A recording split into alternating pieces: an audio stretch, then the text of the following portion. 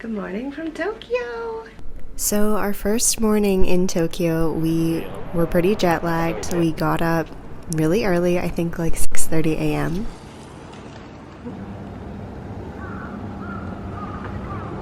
Our first morning we just went to 7-Eleven and got some snacks. I had my first onigiri in Japan and my first taiyaki, which ended up being my favorite little treat I would get every night before we went back to the hotel.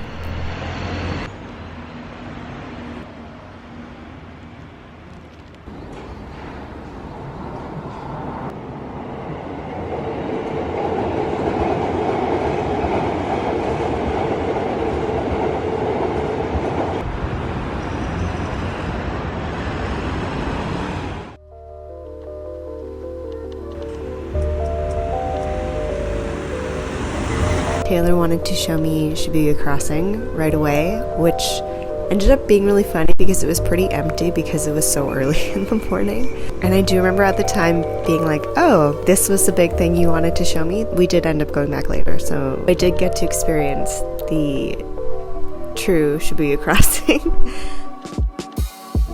I would say that one of our priorities on this trip was checking out as many coffee spots as possible. So we were very highly caffeinated. Our first stop was Coffee Supreme, which I loved, particularly this location. I just loved the rooftop seating. It was so magical to see so far, especially on our first day there.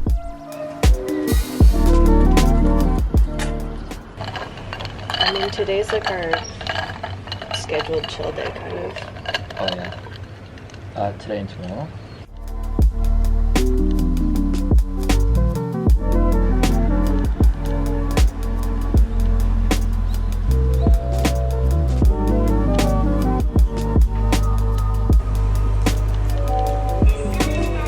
Next up was Little Nap Coffee Stand, which was so cool to see in person because when we first started dating, Taylor had a little travel cup from there that I would borrow from him almost every morning when he would make me coffee to go. So that just felt extra special.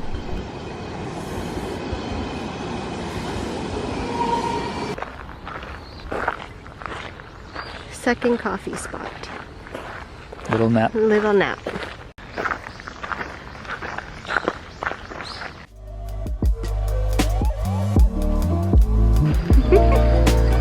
Here you go.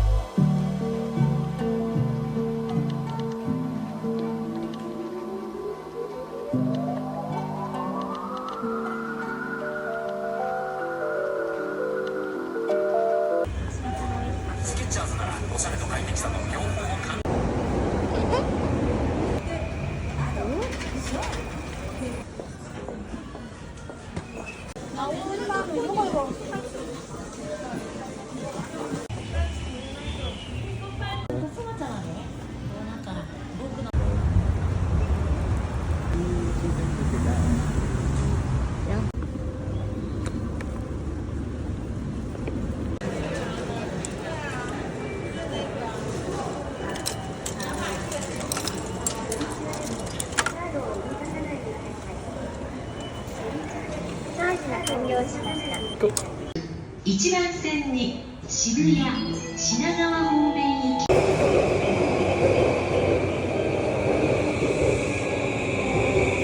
Good morning, it is day 2 in Tokyo and it's Saturday and it's just before 7. Today we're going to TeamLab Planets, which I'm really excited about. I've just heard really good things about it. All the pictures look so cool, so we're going there. But first we're gonna go get some coffee from About Life Coffee. I've never been. Taylor recommended it. I think we went to Coffee Supreme yesterday and Little Nap Coffee Stand, which were both so great. I kind of want to go back to Coffee Supreme again before we go, I think. First day was good. I'm battling jet lag like a champ, I'm pretty sure. I slept a good 8 hours last night.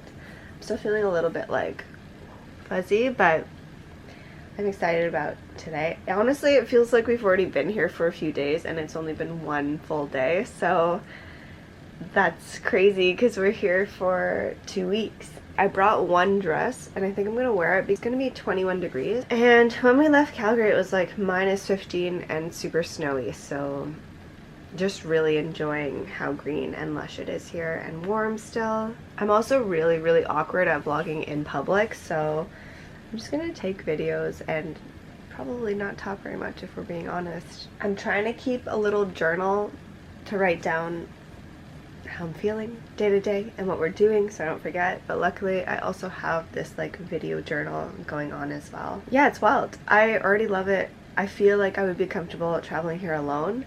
It's definitely, don't get me wrong, the language barrier has been okay, but there's definitely been times where, because Taylor speaks Japanese, he can get us he can explain stuff a little bit better and it's a little bit easier. Actually, it's a lot easier, especially because I have some food allergies, so that always makes it kind of tricky to travel. But I got a little card that says what I'm allergic to and like all about like cross-contamination, like cooking oils and all that, from Equal Eats. If you have an allergy and you're traveling and there's a different language spoken in that country, it's really nice. There's been times already in the one day where we've just whipped out the card and they've been able to kind of tell us if it's safe, like what, you know, what the level of safety is for eating, so that's been really nice. Yeah, so I don't know how adventurous the food aspect of this video is gonna be because I really do have to play it safe because I'm just not willing to whip out an EpiPen and have to go to a hospital here. But I have found some really delicious things from 7-Eleven that I love. Custard fish. I forget what it's called. I'm just about to go get ready for the day. I will see you soon. My first vending machine hot coffee. This is still sugar in it. Oh, without a doubt.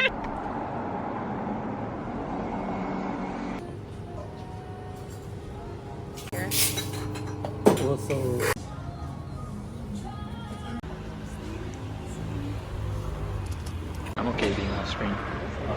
I'll get better. Just with your mouth. Yeah, just chatting.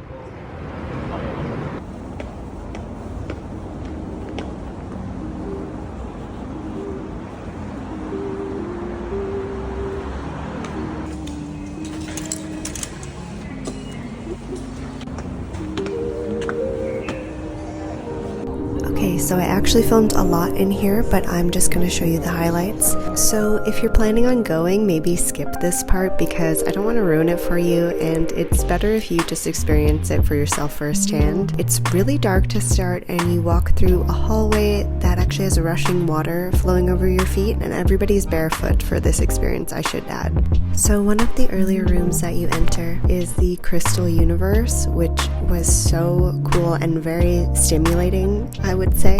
There was very loud music playing during this, which really added to the experience. I'm going to save you from that because it doesn't sound so great in video.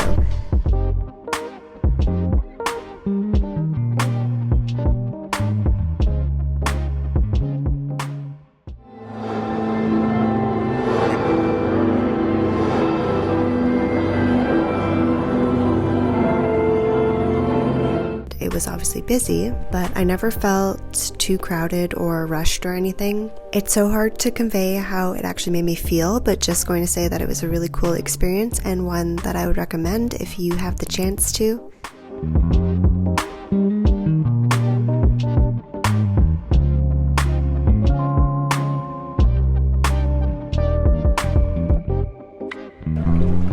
If you're not into having your bare feet exposed and going through water, I don't know if this is for you. I really loved the next one, though. It was glowing koi and flowers floating on top of the water, and there is something about having a whole room of people going through a fun experience together that just fills my heart and makes me so happy. This one was a joy to walk around. The water, I don't know if this matters, but the water was the perfect temperature for having your feet in. Yeah.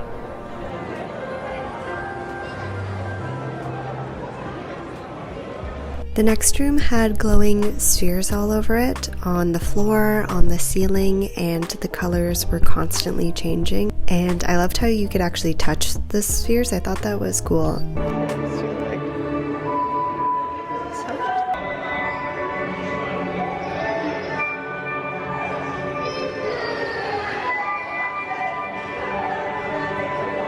I think most of the rooms had mirrored ceilings and floors, which just had a really fun effect. It kind of reminded me of Yayoi Kusama's Infinity Room, with all the mirrored balls reflecting out and making you feel like you were in an endless space.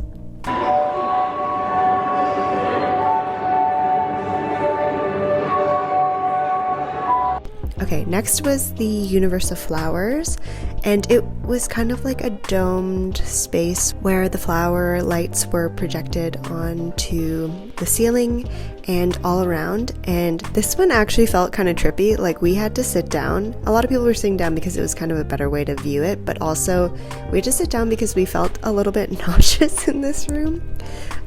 Which was unexpected, but it was still really cool to see. I just felt like I was spinning the whole time, so we didn't stay in here too long. Oh, yes. Oh, this is so cool.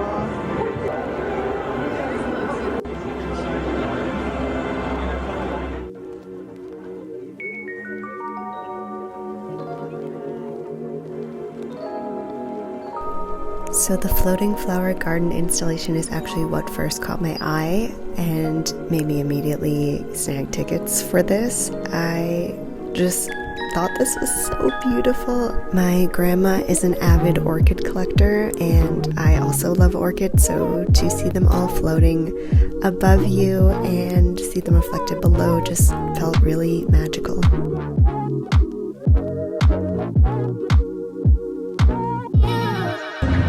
That was so fun.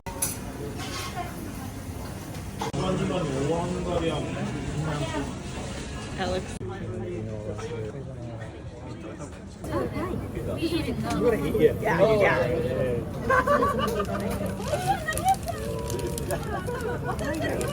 Thank you.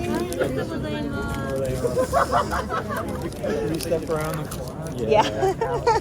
Back alley mucking. We will stop at 明大前。下北沢の次は明大前へ止まります。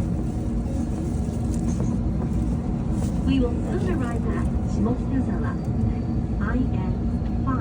On day 3, we ended up going back to Shimokitazawa. We ended up spending, I think, pretty much the whole day there. We ran into this cute little market that was happening near the train station.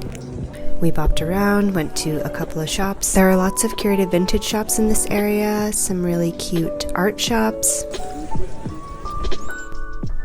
There is this area called Bonus Track. It's kind of like a courtyard, and there's a bunch of really cool restaurants and little galleries and little shops.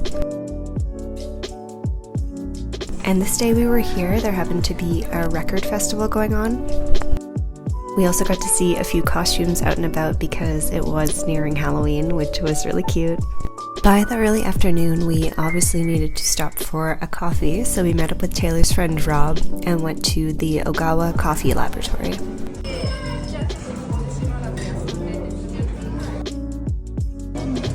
All this looks amazing. This is the list. This is insane. I gotta take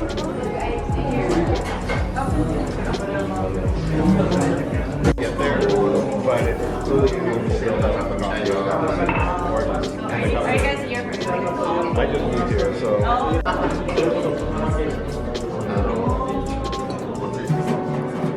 I heard the coffee was great. I myself got a matcha to switch things up, but it's a really fun time. Everybody was so nice, and it was a great spot to kind of just chill out and chat.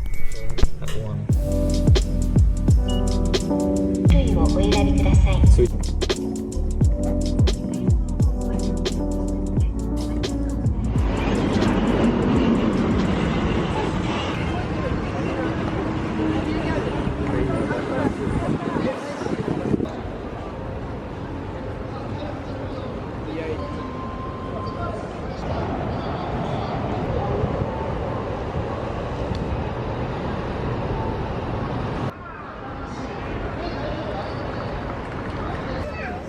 Like when I was here. Wow.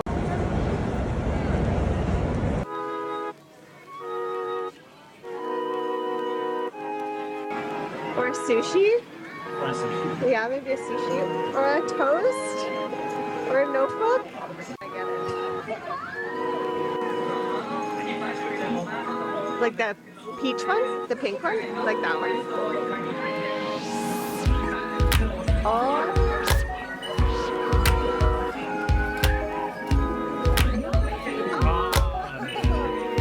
Should we try one of these notebooks? Pro-projects? Should I try one? Yep.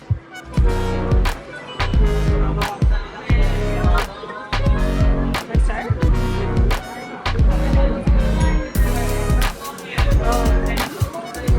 So hold it down.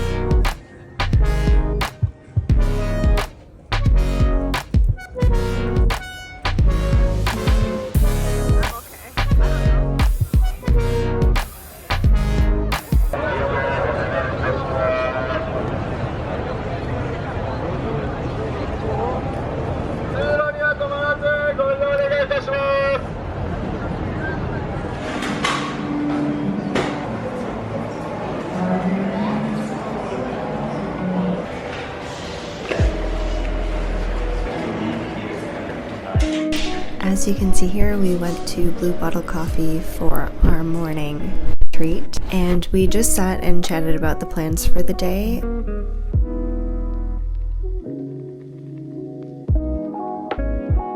Our plan was to go to Shinjuku first to check out Golden Guy, and then hop on a train and head to Mount Fuji.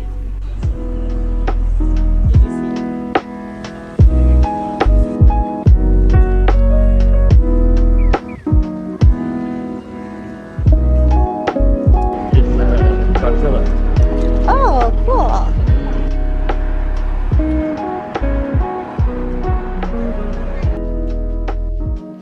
Golden Guy is an area in Shinjuku that is known for its little narrow alleyways and really great drinking spots. More of a night out kind of area to go to, but we wanted to see what it was like during the day as well.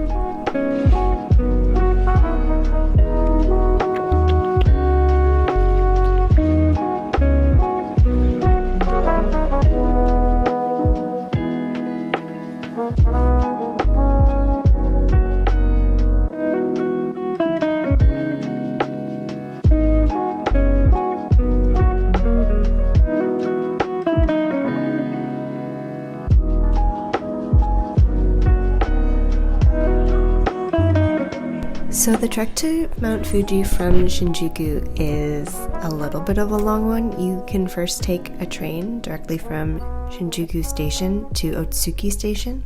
If I remember correctly, this is obviously later that I'm recording this. We did have to kind of plan our trip to Mount Fuji ahead of time because we had to book the tickets to get there the day before.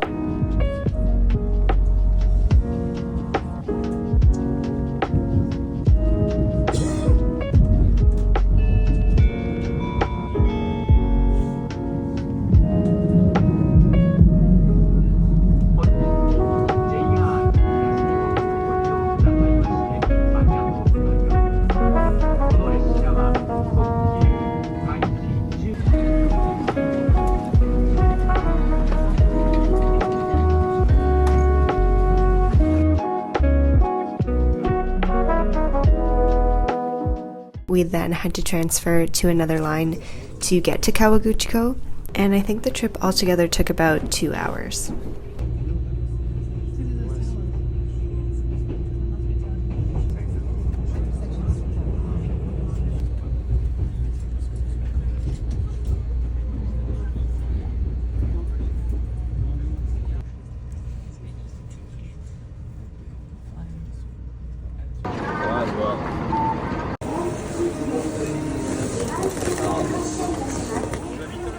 you go.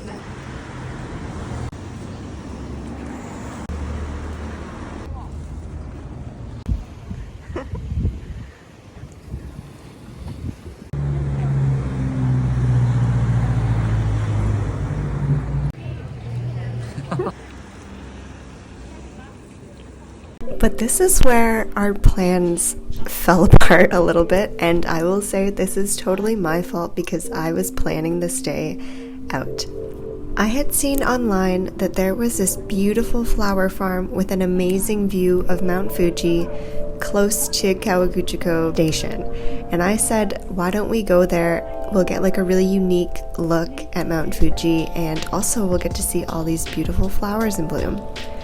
Well, little did I know that they had tilled all the flower gardens and just like completely closed that area for the season, I think a week before we were there, which is so brutal because we were so close to seeing it. And I mean, we should have clued in when it wasn't very busy and there weren't very many people on the bus to this flower farm.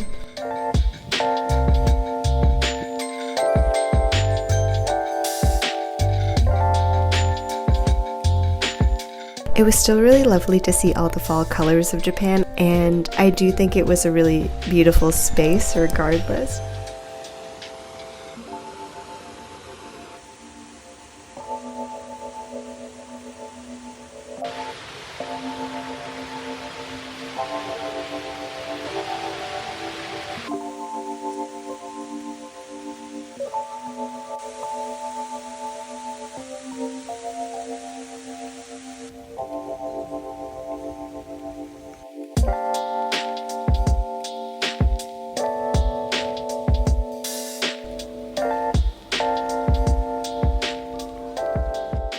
I would love to say that if you're going in an earlier season than when we went, you should go check this out. It looked like it was going to be really cute, but I have no guarantees on what it normally looks like. We do have these little photos from the handout we were given of what it would have looked like if we had only been a little bit earlier.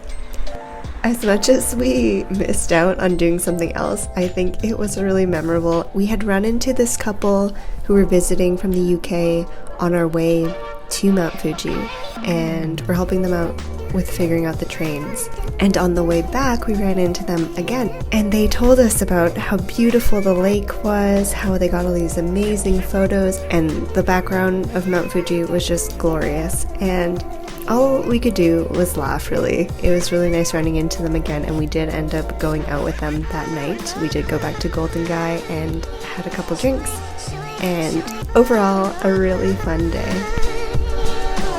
No one was here, so it's like totally different now that there's like a million people. We didn't go in, but I was taking pictures outside.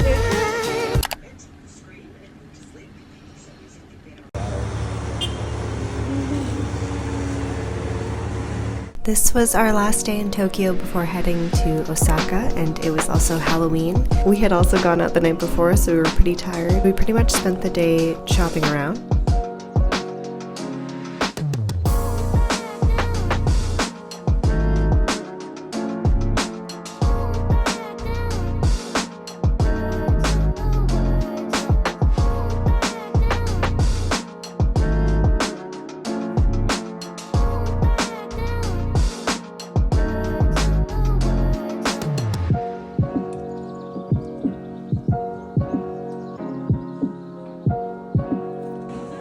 I found my favorite store, which had squishy things in it.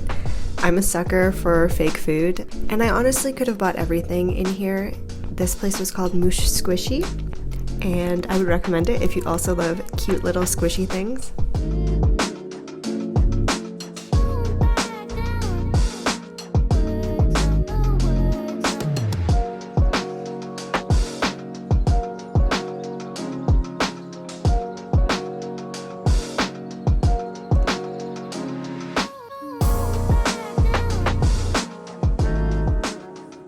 We also ended up going back to Shibuya Crossing to go check out some costumes, and we ended up finding just this little corner street that had a lot of people passing through. So we got to see a few costumes there.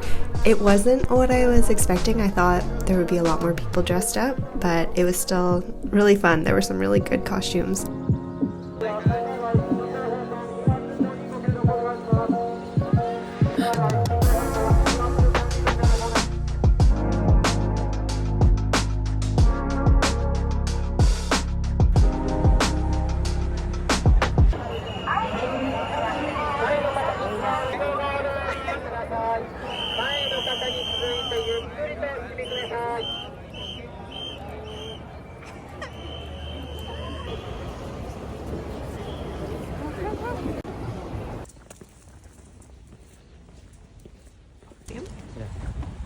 In the evening, we met up with our friends Rob and Karen and got kushikatsu. Over weekend, there's usually a lot of family to check, but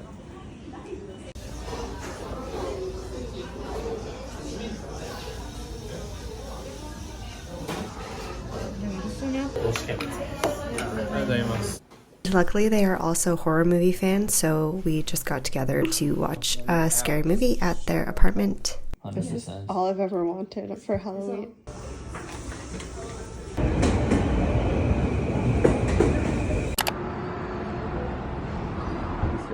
November 1st was our travel day to Osaka. We got some coffees to start the day.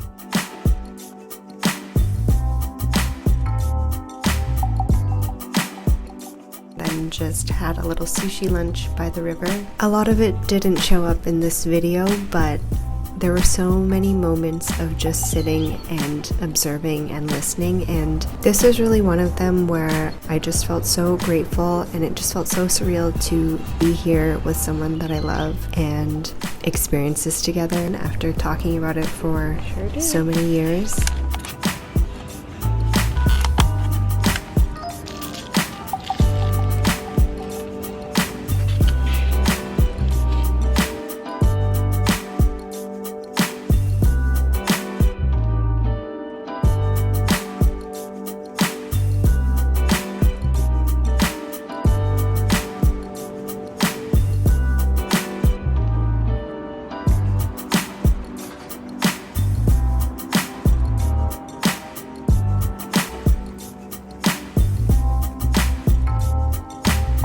Then we were on the bullet train to Osaka.